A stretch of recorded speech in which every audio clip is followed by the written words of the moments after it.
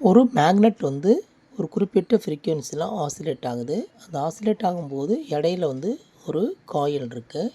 இந்த காயிலில் வந்து இன்டியூஸ்டு இஎம்எஃப் வந்து ப்ரொடியூஸ் ஆகும். அந்த இன்டியூஸ் இஎம்எஃப்னுடைய கிராஃப் வந்து ஒரு சைக்கிளுக்கு எது பொருத்தமான கிராஃபாக இருக்கும்னு கேட்டிருக்கிறாங்க. இந்த கொஸ்டினுக்கு நம்ம ஆன்சர் பண்ணணும்னு சொன்னாக்க 2 கான்செப்ட் வந்து நமக்கு வந்து தெளிவாக புரியணும்.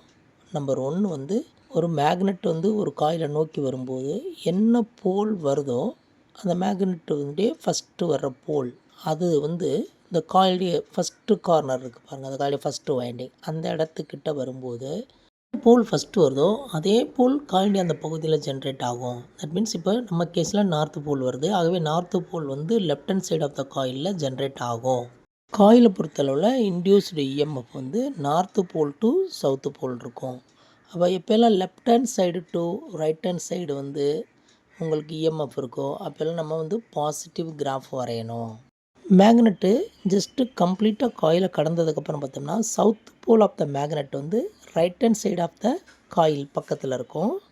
அந்த மாதிரி இருக்கும்போது மேக்னெட் வந்து காயிலை விட்டு வெளியில் போகுது. எப்போல்லாம் காயிலை விட்டு மேக்னெட் வெளியில் போகுதோ அப்போல்லாம் எந்த போல் வந்து காயிலுக்கு பக்கத்தில் இருக்கோ அதுக்கு ஆப்போசிட் போல் வந்து காயிலில் ஜென்ரேட் ஆகிருக்கும். That means right hand side of the காயிலில் இப்போ நார்த்து போல் ஜென்ரேட் ஆகிருக்கும். அப்போ left hand side of the காயிலில் ஆட்டோமேட்டிக்காக சவுத் போல் ஜென்ரேட் ஆகிருக்கும். ஜென்ரேட் ஆன இஎம்எஃப் லெஃப்ட் டு ரைட்டு போனால் பாசிட்டிவ் கிராஃப் வரையணும்.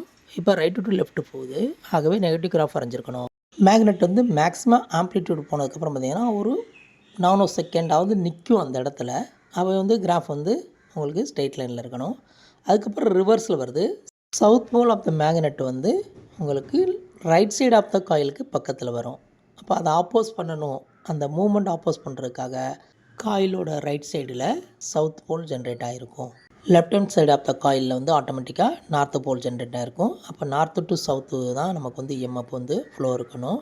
ஆகவே வந்து பாசிட்டிவ் கிராஃப் அகைன் கிடைக்கும். அப்போ இந்த மேக்னெட் வந்து ரிவர்ஸ் டைரெக்ஷனில் கம்ப்ளீட்டாக காயிலை கடக்கும்போது பார்த்தீங்கன்னாக்கா north pole left hand side of the காயிலுக்கு வந்து காயிலுக்கு பக்கத்தில் இருக்கும். அப்போ வந்து பார்த்திங்க அப்படின்னு சொன்னிங்கனாக்கா உங்களுக்கு வந்து ரிட்டர்னில் போகிறதுனால அந்த இடத்துல வந்து சவுத் போல் ஜென்ரேட் ஆகிருக்கும். ஆகவே ரிவர்ஸ் கிராஃப் வரைஞ்சிருக்கணும், நெகட்டிவ் கிராஃப் வரைஞ்சிருக்கணும். கிராஃப் 1 வந்து ஓரளவு சரியான representation. Option 1 is the correct answer.